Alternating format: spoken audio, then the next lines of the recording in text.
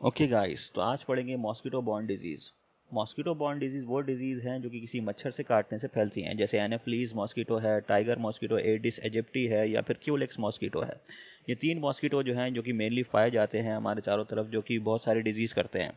तो मेन जो डिजीज़ है वो कैसे फैलती है? मॉस्किटो बॉर्न जो डिजीज़ है वो फैलती है इन्फेक्टेड मच्छर से। तो जनरली मच्छर इन्फेक्टेड नहीं होते, इनको इन्फेक्ट करने के लिए एक पेशेंट चाहिए होता है। ये जो है अनइन्फेक्टेड मॉस्किटो है, ये एक पेशेंट को काटता है जिसके अंदर वायरस या माइक्रो ऑर्गेनिज्म्स हैं, डिजीज़ कॉजिंग जर्म्स हैं।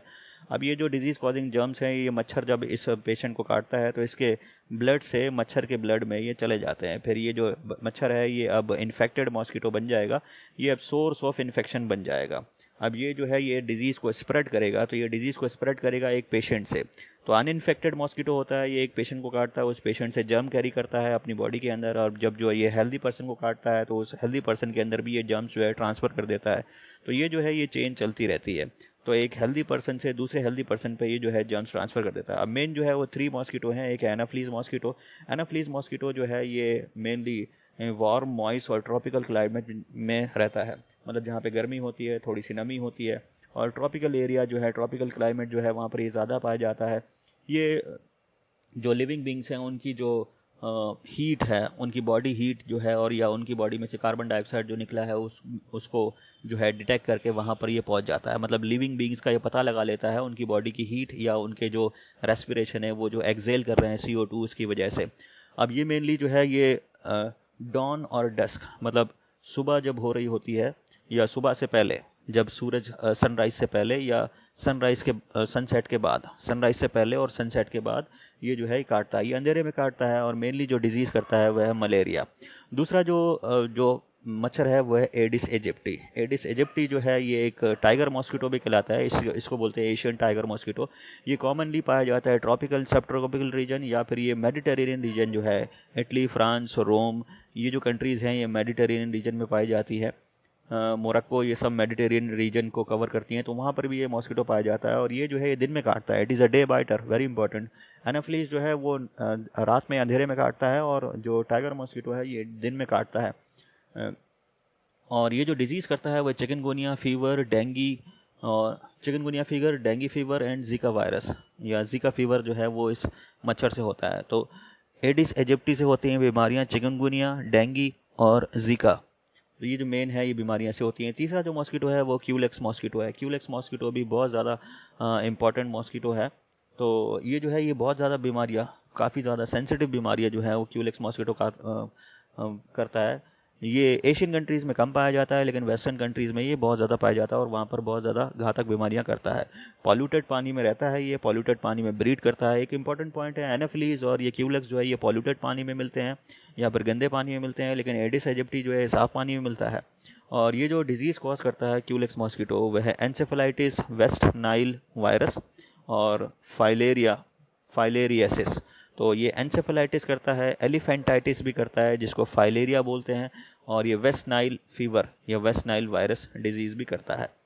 तो अब जो है मेन जो डिजीज़ हैं वो मॉस्किटो से जो फैलती हैं वो हम पढ़ चुके हैं। मेन जो डिजीज़ जो किसी भी मच्छर से फैल सकती हैं, जो जनरल मच्छर से फैलती हैं, वो है मलेरिया है, डेंगी है, चिकनगुनिया है, येलो फीवर है, जीका वायरस है, वेस्ट नाइल फीवर है, जापानीज एंसेफेलाइटिस है। तो मलेरिया हम पढ़ चुके हैं। मलेरिया किससे होता है? मलेरिया होता है एनाफिलीज से। Dinghy, chikungunya, yellow fever, Zika virus ये एडिस एजिप्टी से होता है। और वेस्ट नाइल वायरस और जापानीज एंसेफेलाइटिस और फाइलेरियासिस, फाइलेरियासिस एलिफेंटाइटिस भी बोलते हैं। तो एक बार फिर देख लेते हैं, जो डिजीज़ मॉस्किटो से फैलती हैं वो मलेरिया है, मलेरिया होता है एनाफ्लीज से। डेंगी, चिकनगुनिया, येलो फीवर, जिका वायरस ये होता है एडिस एजिप्टी से, यानी Asian tiger fever, Asian tiger mosquito या टाइगर मॉस्किटो भी बोलते हैं। West Nile virus, Japanese encephalitis और फाइलेरियसिस, फाइलेरियसिस है एलिफेंटाइटिस, और ये होता है क्यूलेक्स मॉस्किटो से। तो इनको याद करने का एक सिंपल सा तरीका है जो मैंने बनाया है, तो एक कहानी से याद कर सकते हैं। तो ये एक लड़की है एना।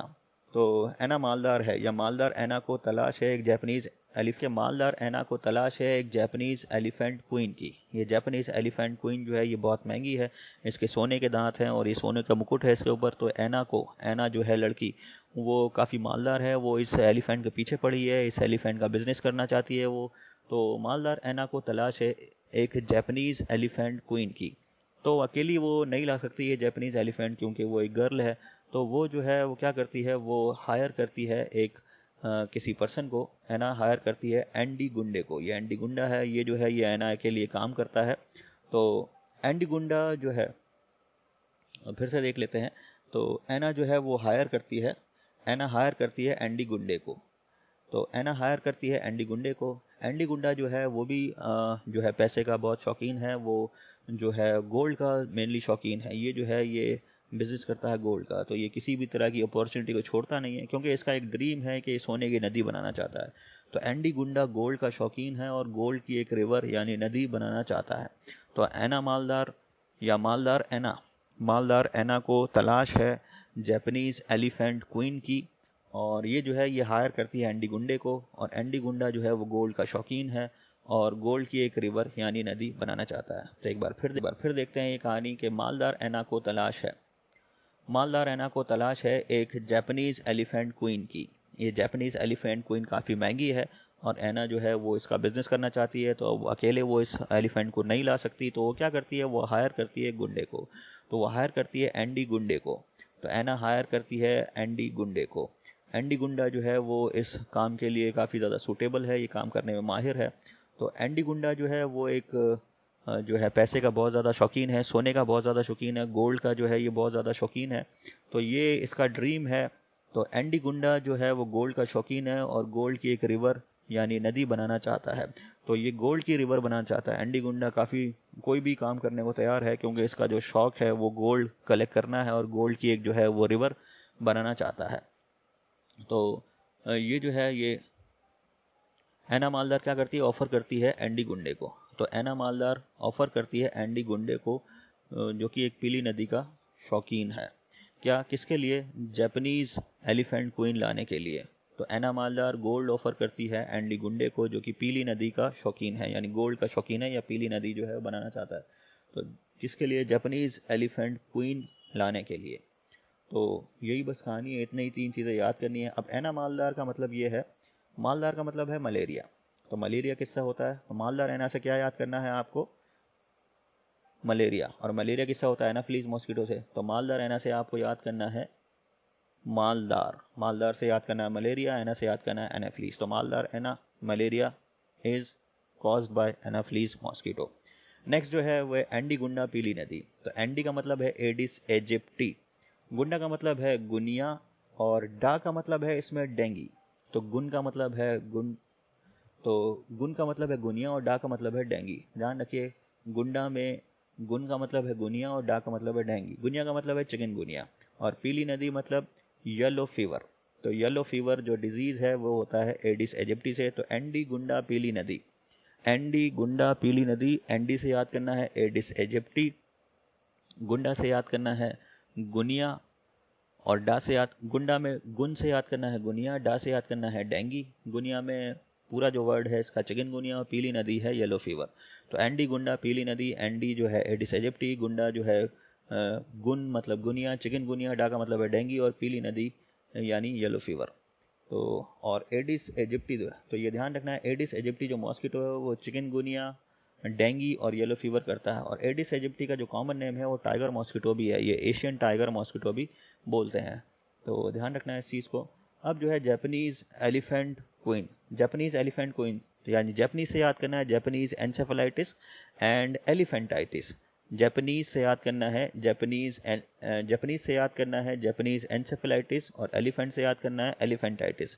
तो जापानीज एंसेफेलाइटिस ये एक जो है नर्वस सिस्टम डिसऑर्डर है, या फिर जो ब्रेन का जो है वो डिसऑर्डर है, ब्रेन का जो मेम्ब्रेन है उसकी स्वेलिंग है। और एलिफेंटाइटिस जो है ये एलिफेंट हाथी पाँव जो है वो हो जाता है, इसमें पैर और जो टेस्टिस होते हैं पेशेंट के वो हाथी जैसे हो जाते हैं, पैर और टेस्टिस। क्वीन से याद करना है क्विलेक्स। तो जापानीज एंसेफेलाइटिस एलिफेंटाइटिस ये क्विलेक्स मॉस्किटो से होते हैं। जापानीज एंसेफेलाइटिस एलिफेंटाइटिस ये क्विलेक्स मॉस्किटो से होते हैं। इसका दूसरा तरीका याद करने का ये भी है कि मैं जापान से हाथी क्यों लाऊं, मैं जापान से हाथी क्यों लाऊं।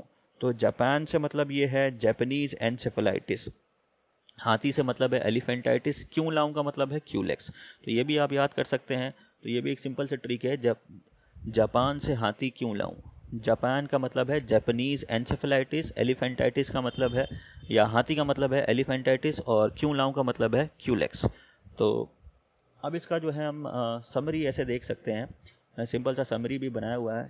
समरी का मतलब ये है, मालदार है ना, मालदार से मतलब याद करना है मलेरिया, एना से मतलब याद करना है एनाफ्लीज, और एंडीगुंडा पीली नदी, एंडीगुंडा पीली नदी इससे याद करना है, एंडी से याद करना है एडिस एजिप्टी, गुंडा से मतलब याद करना है गुनिया and dengue, that is chikungunya and dengue, पीली नदी से याद करना है येलो फीवर, और जो क्यूलेक्स मॉस्किटो है उसका है Japanese elephant queen, Japanese elephant queen से याद करना है जापानीज एंसेफेलाइटिस और एलिफेंटाइटिस, और क्वीन से याद करना है क्यूलेक्स।